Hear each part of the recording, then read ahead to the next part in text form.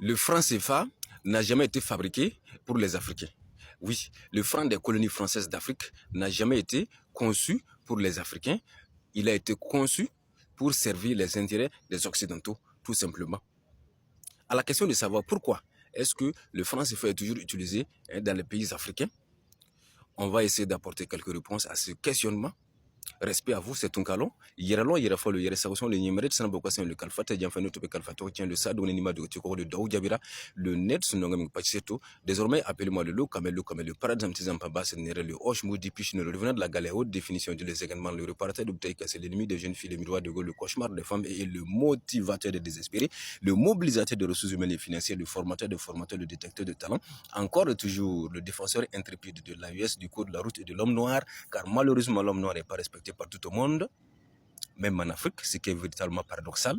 Le créateur de Gotracha, c'est-à-dire un visionnaire qui veut gérer obligatoirement toutes les richesses africaines, il est transformé industriellement pour les Africains, pour une Afrique plus libre, plus forte, plus souveraine économiquement, militairement et financièrement, en vue d'atteindre l'État fédéral africain, c'est-à-dire les États-Unis d'Afrique. C'est ça le but du Gotrachianisme. Mais très cher Gotracha, le franc des colonies françaises d'Afrique, toujours utilisé dans 16 pays. Dans 14 pays, dans 14 pays de l'Afrique francophone, à l'origine, n'a pas été conçu pour les pays africains en réalité. Le franc CFA a été conçu pour les Occidentaux afin qu'ils puissent investir sans risque. D'où la parité du franc CFA avec l'euro. Le franc CFA a été fabriqué de manière à ce qu'il n'y ait pas, quand les investisseurs étrangers, les Occidentaux vont venir investir en Afrique, qu'il n'y ait pas, comme on appelle ça en bon terme économique, qu'il n'y ait pas d'inflation, voilà, l'inflation de leur monnaie quand ils vont venir investir en Afrique.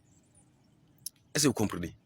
Donc, après les indépendances, les colons sont partis, voilà, les colons sont partis, mais de nos jours, le franc CFA est toujours utilisé. Pourquoi? Parce que le franc CFA,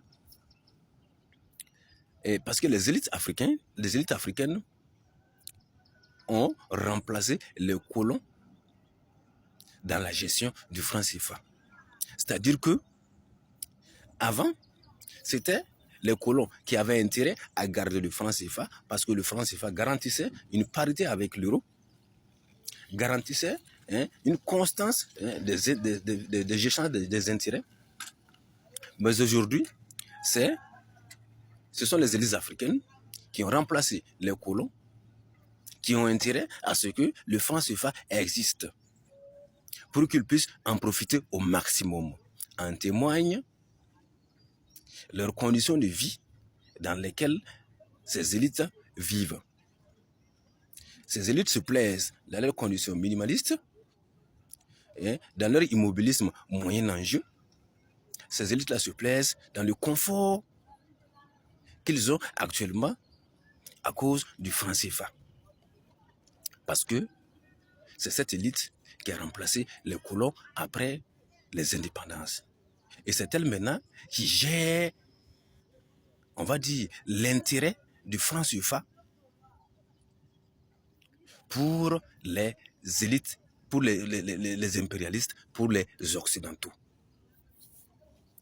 Est-ce que vous voyez? Donc, pour qu'on puisse s'approprier une monnaie vraiment digne, une monnaie de développement, une monnaie qui va respecter l'homme noir, une monnaie de développement, cela dépendra des élites africaines. Puisque d'ailleurs, c'est elles qui vont signer le décret de changement du franc CFA. Puisque d'ailleurs, c'est cette élite qui va créer la nouvelle monnaie remplaçant le franc CFA. Sinon, qui peut le faire? Et c'est cette élite qui va garantir également les moyens de stabilité, les moyens de protection de cette nouvelle monnaie qui va remplacer le franc CFA.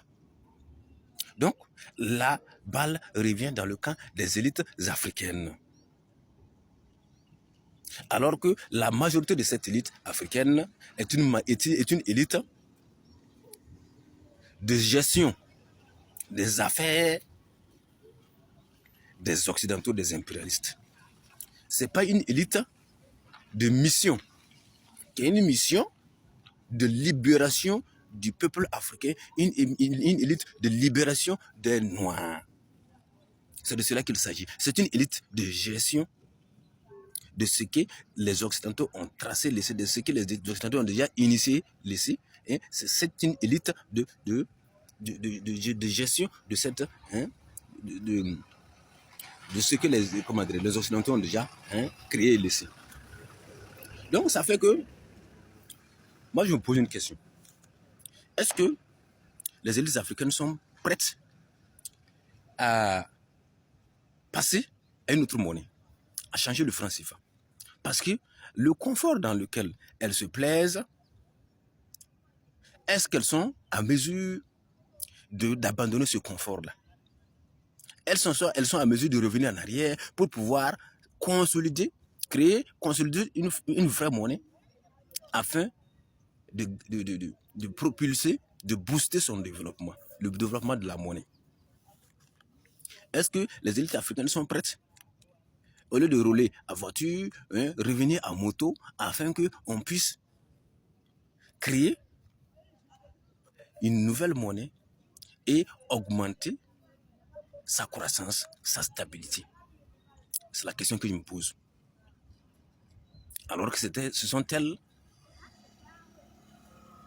qui peuvent prendre un décret pour changer la monnaie, qui peuvent changer la monnaie, qui peuvent créer les conditions de sa stabilité, de sa croissance. Est-ce que cette élite-là, elle est à mesure de répondre au changement tant souhaité par de nombreux Africains? En tout cas, nombreux les jeunes Africains de nos jours demandent, exhortent, encouragent au changement du franc CFA. Est-ce que cette élite-là, elle est suffisamment, elle est vraiment un leader pour permettre d'embarquer les gens vers une nouvelle monnaie et créer des projets pour pouvoir soutenir vraiment cette monnaie-là? C'est la grande interrogation. Parce que le changement du franc CFA nécessite non seulement de l'audace, du travail, mais aussi d'une mobilisation collective, une mobilisation large, sans précédent. Oui, parce que ce n'est pas l'affaire d'une seule personne. Il faut qu'on ait des leaders, des élites capables de mobiliser vers un travail plus conséquent, un travail concret, un travail axé sur la productivité essentiellement, la consommation et la transformation, afin que cette monnaie qu'on va créer nouvellement puisse subsister, puisse résister, puisse grandir. Alors, moi je vous pose cette question-là. Est-ce que l'élite est à mesure de prendre son courage à deux mains pour pouvoir dire il faut qu'on change cette monnaie-là, cette monnaie d'asservissement de l'impérialisme? Est-ce que cette élite est prête à se libérer de son confort pour faire face à la réalité de la création d'une nouvelle monnaie qui demande beaucoup d'efforts énergétiques, beaucoup d'efforts, beaucoup de sacrifices, beaucoup de dévouement pour pouvoir garantir la stabilité de cette monnaie-là? Est-ce que l'élite est capable? Est-ce que l'élite est prête pour se libérer de son confort, pour créer une nouvelle monnaie afin qu'on puisse se développer?